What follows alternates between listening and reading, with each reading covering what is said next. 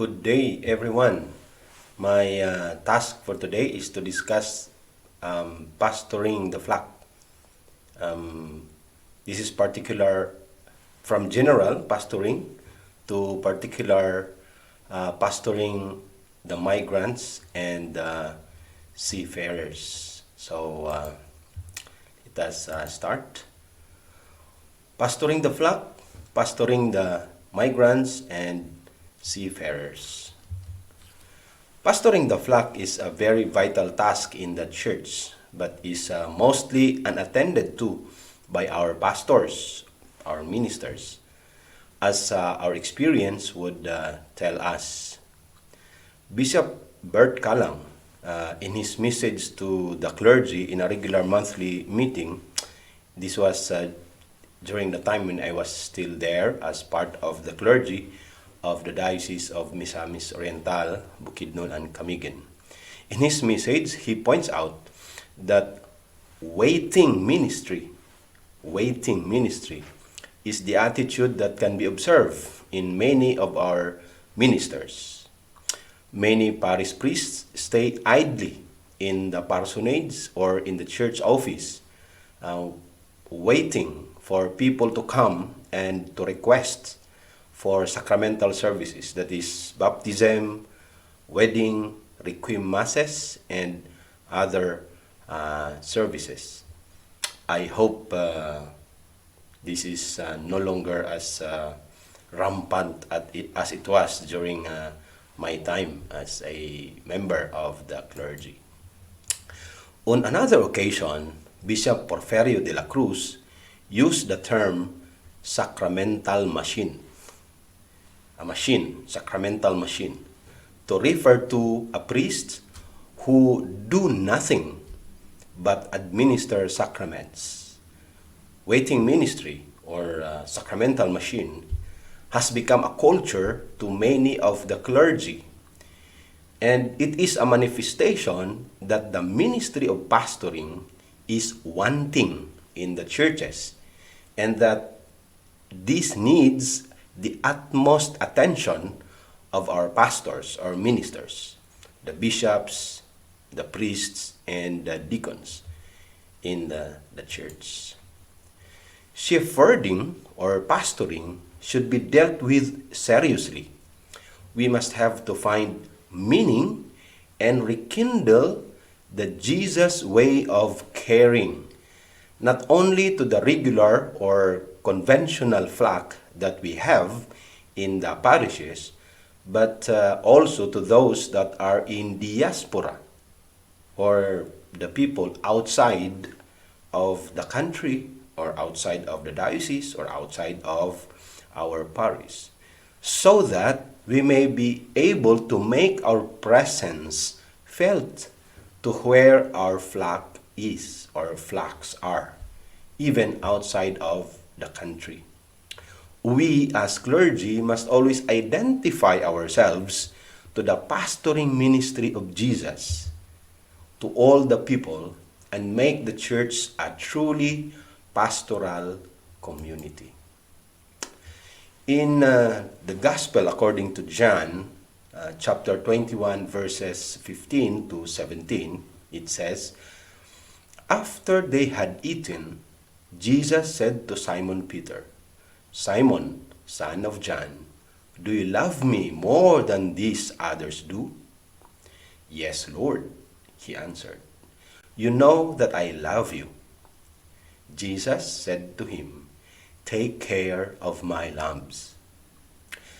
A second time, Jesus said to him, 'Simon, son of John, do you love me?' 'Yes, Lord,' he answered. 'You know that I love you.' Jesus said to him, 'Take care of my sheep.' A third time, Jesus said, 'Simon, son of John, do you love me?'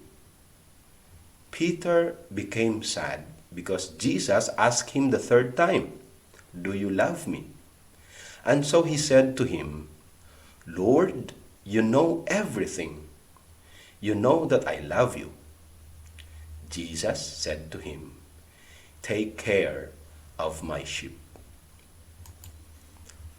we may be upset also in the way Jesus was asking Simon Peter. But upon a moment of reflection, we should realize that Jesus is just emphasizing how important it is to be taking care of the sheep. Jesus is making it sure that Peter will not forget that loving God is attending to the needs of his people. Thus, he asked the question of love and pronounced the instruction of loving the flock 3 times. Shepherding is a great commission that the Lord Jesus, the chief pastor, is commanding Peter as an expression of love. Jesus is conveying to Peter that loving God is serving the people. Harold Taylor, in the introduction of his book on applied theology entitled Tend My Sheep, he said, Jesus himself used the idea of caring shepherd, looking after a flock, to describe his relationship with his disciples and faithful followers. In Luke 12:32, we also find this. Do not be afraid, little flock, for your Father is pleased to give you the kingdom. Also in John 10, verse 7 and following. So Jesus said to them, I am telling you the truth. I am the gate for the sheep. I am the gate. Those who come in by me will be saved. They will come in and go out and find pasture. I have come in order that you might have life, life in its fullness. This should have been the relationship of the disciples and other leaders and all the members of the church that was to come. Shepherding was familiar to the people of Israel. Most of them owned or worked with flocks and herds of sheep, goats, and cattle. And it was widely used by writers of the Jewish scriptures to describe religious and political leaders, and even God himself. Jesus' pastoral leadership is incarnational.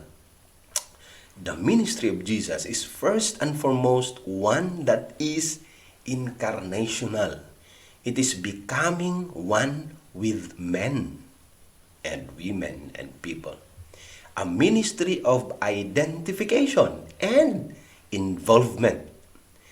Jesus sends his followers into the world in the same way to be identified with and involved in the life of the people with whom they live and work. In his paper, Towards a Common Understanding of the IFI as a Church, the late Obispo Maximo, Bishop Tomas Milamina, said that God sent himself in Jesus in John 1:14.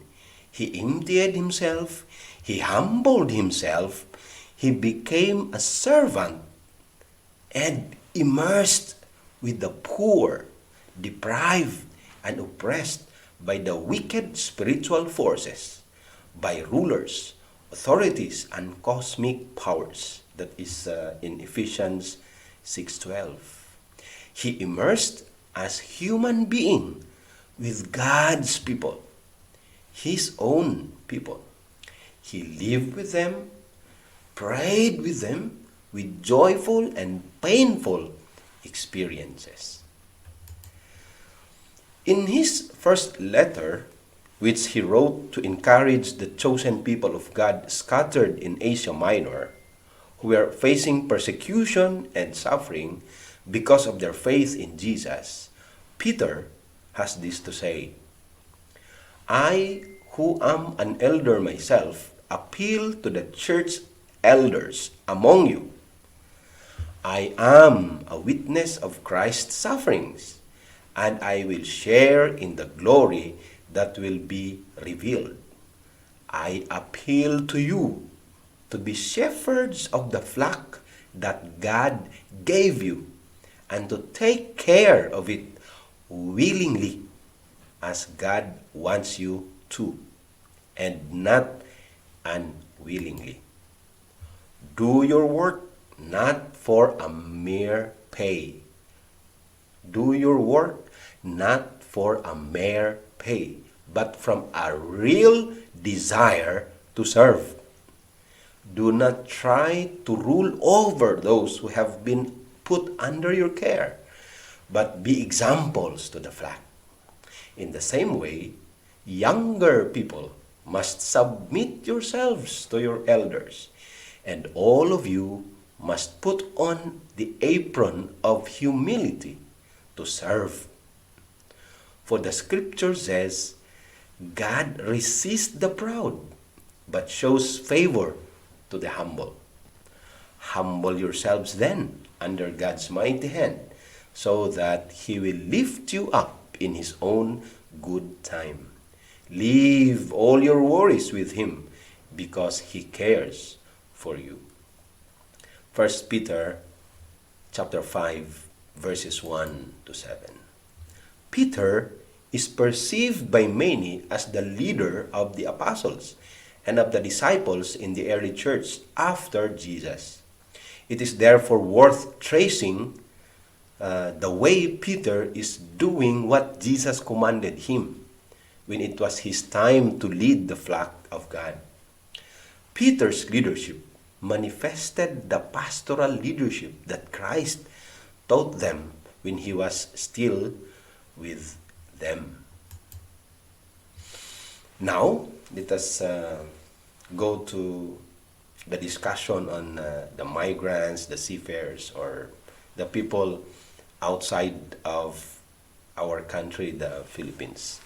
And I think it is a good way to start with the question, are we pastoring our own flock?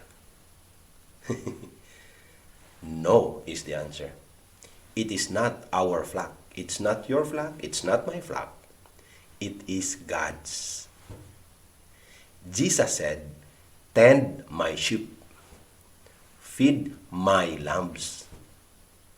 We must realize that this is not pastoring our sheep and lambs, but God's sheep, God's lambs. In pastoring, therefore, we do not ask for membership affiliation, as is very tempting in a home parish. We have members whom we are tending to, that is, if we really do. Because some are, I don't know, are they tending the flock? Are they tending the members? I hope so. But the fact is, it is like tending one of our own. My flock, my members, my diocese, my parish. In pastoring the migrants and seafarers, it is very differently unique and not conventional. We are tending the flocks of God, those whom Jesus identified as neighbors, those who are in need, the lost, the least, and the last.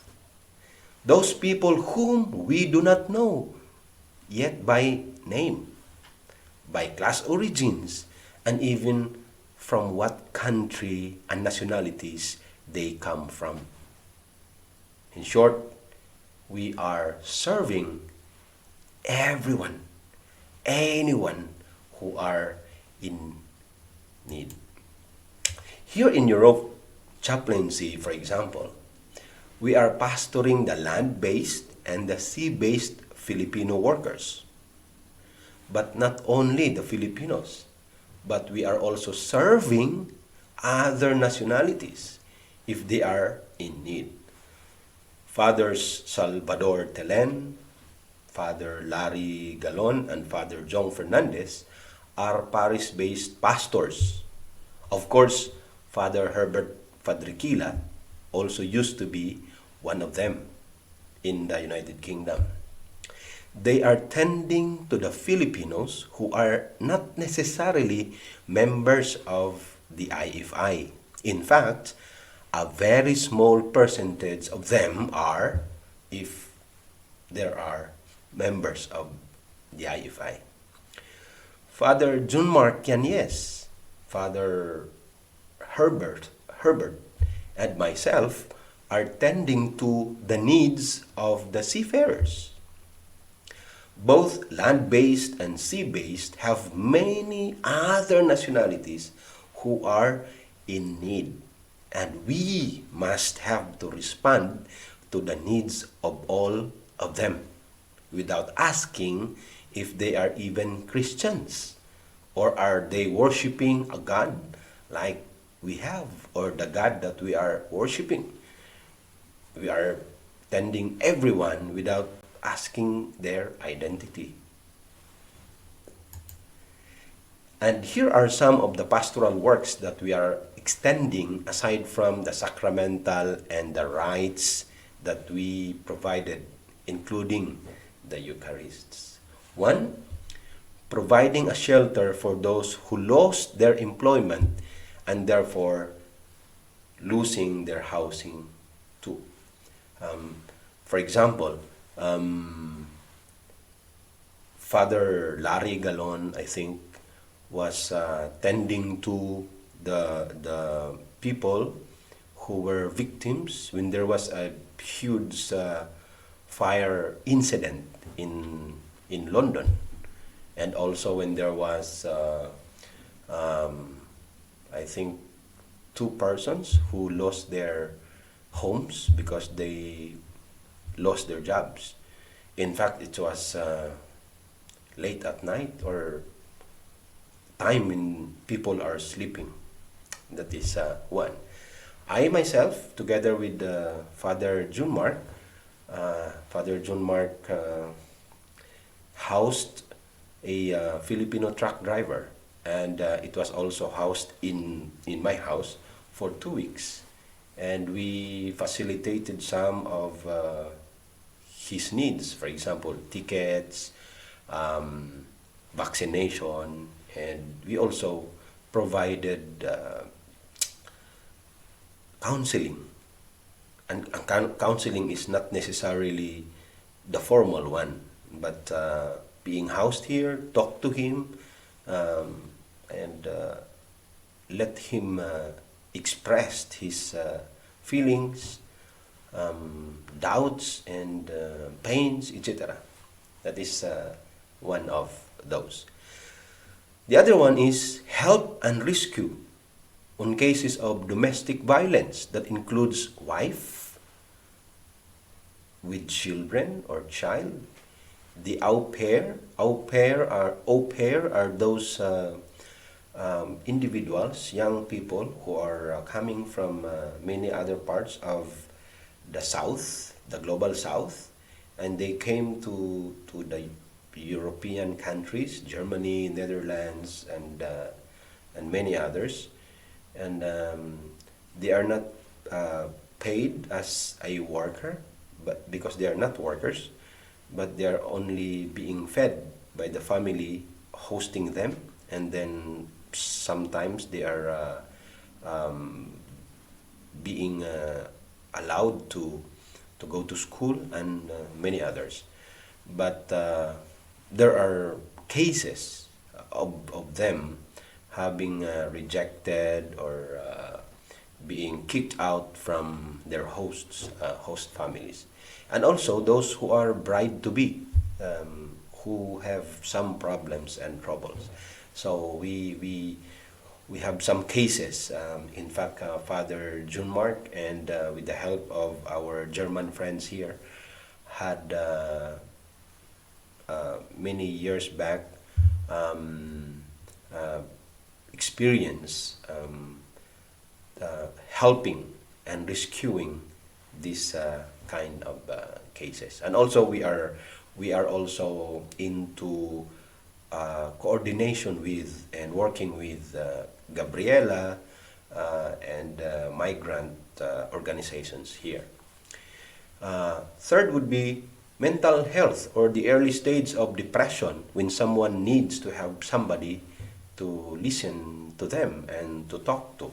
We as pastors and as chaplains and as Filipinos are hearing or providing an avenue for these people to express themselves, to listen to them, and provide an avenue of talking, just to hear them, just to let them express what they are feeling. In fact, we tried, myself, Father June Mark, Reverend Nisa from the Convention of Philippine Baptist Churches, and others. We had a review, a refresher course about counseling, pastoral counseling. Fourth, responding to the needs during pandemic, especially for those who are undocumented migrants and refugees. Father Telen in United Kingdom and Father Herbert were active during these pandemic times. They were active in helping. For example, there were undocumented, because undocumented people, not necessarily Filipinos, are afraid to go out and be known to or read their names when they claim some helps from the government, or otherwise vaccination, or otherwise these QR codes.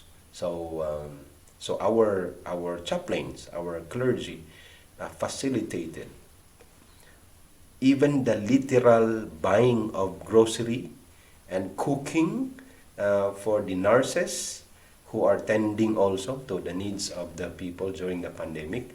Our clergy in the United Kingdom, especially Father Herbert and Father Telen, were participating and doing these things for all those who are in need during the pandemic times.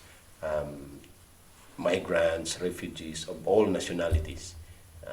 Yeah, in the Netherlands, we are not necessarily that we really have a big role, but the Ecumenical Filipino Migrants Ministry that we are starting to work in the Netherlands.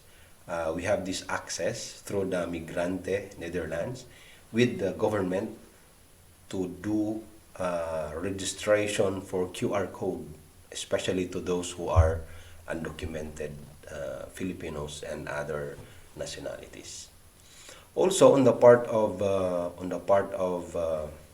us being clergy, especially on the seafarers chaplains, Father John Mark and I were visiting not only the ships, because it is normally we're doing that as a seafarers chaplain.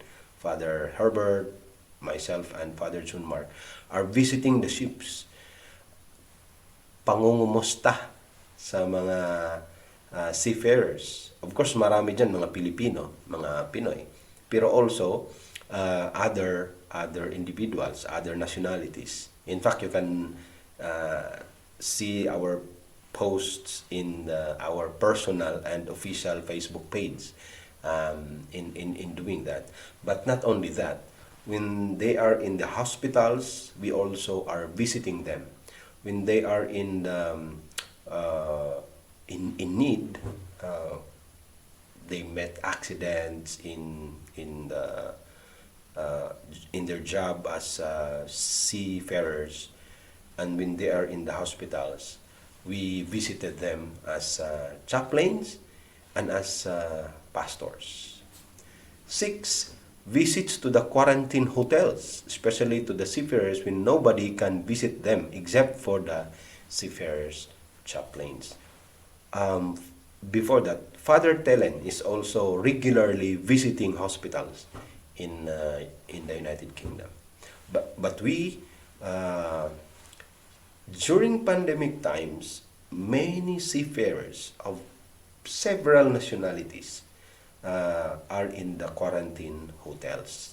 For example, when there is a infection case of COVID in one ship, every one of them, everyone as in every one of them, are brought to the hotels. Last week, we visited, I visited a ship because they were not brought to the quarantine hotels. They are only quarantined in their ship.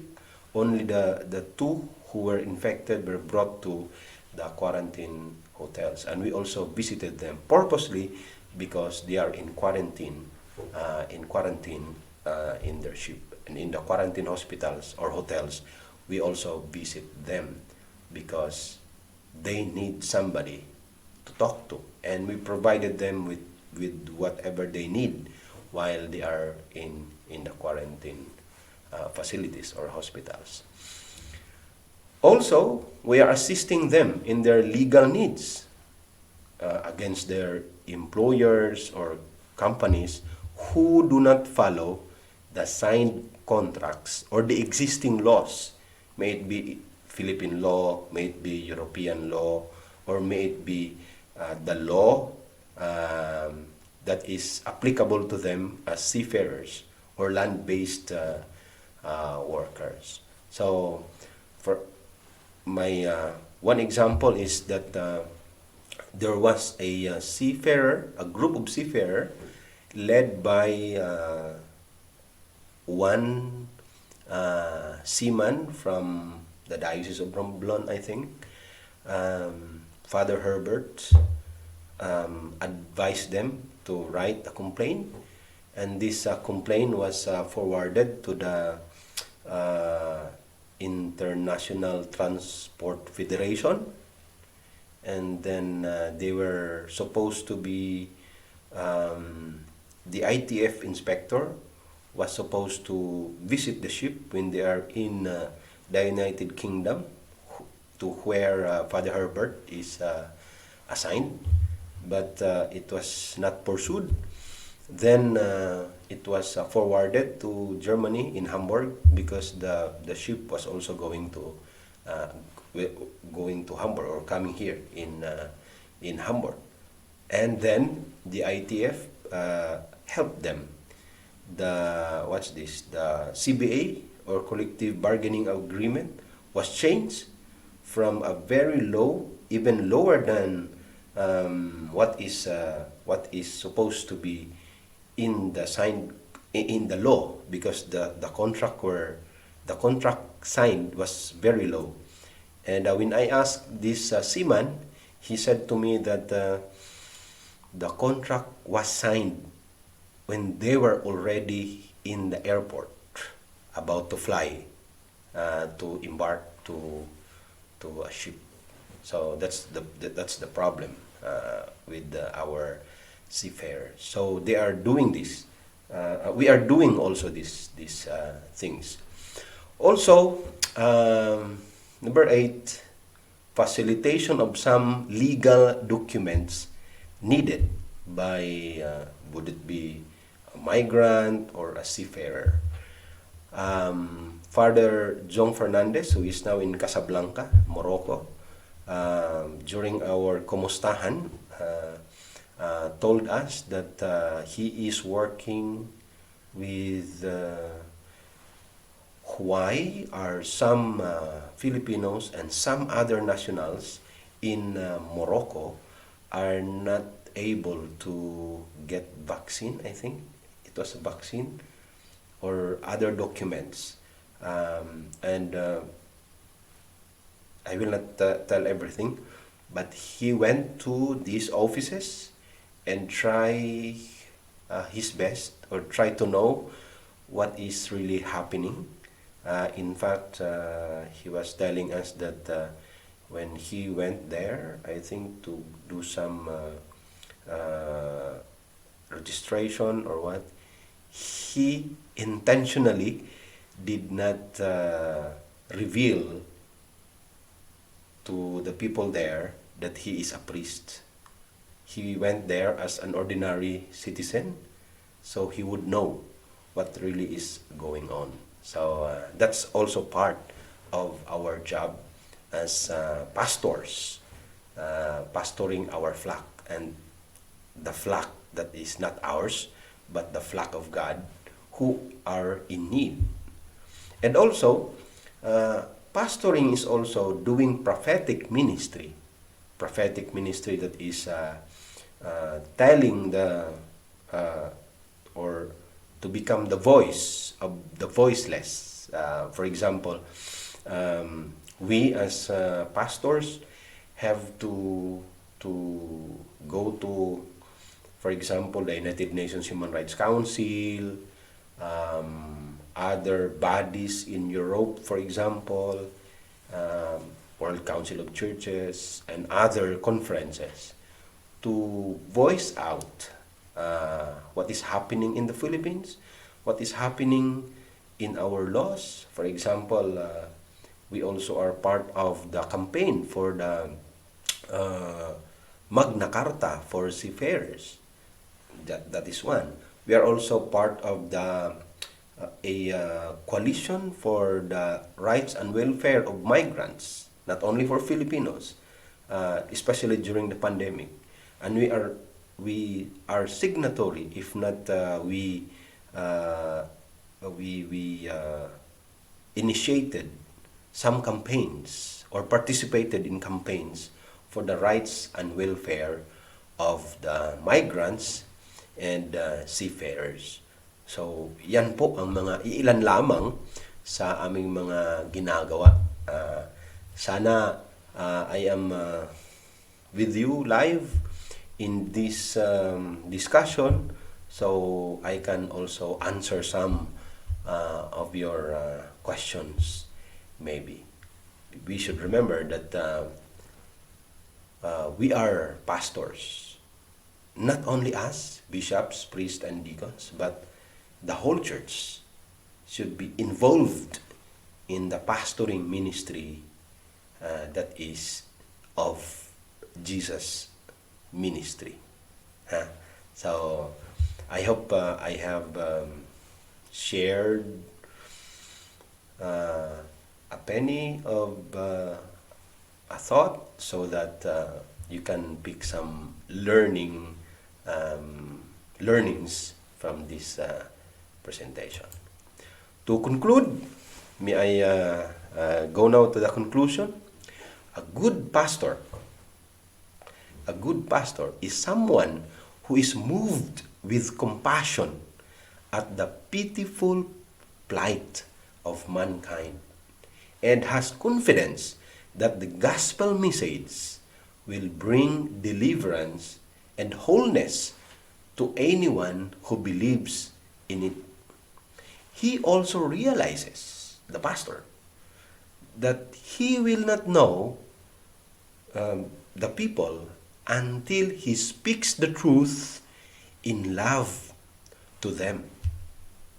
We get to truly know the hungry by setting good food for them.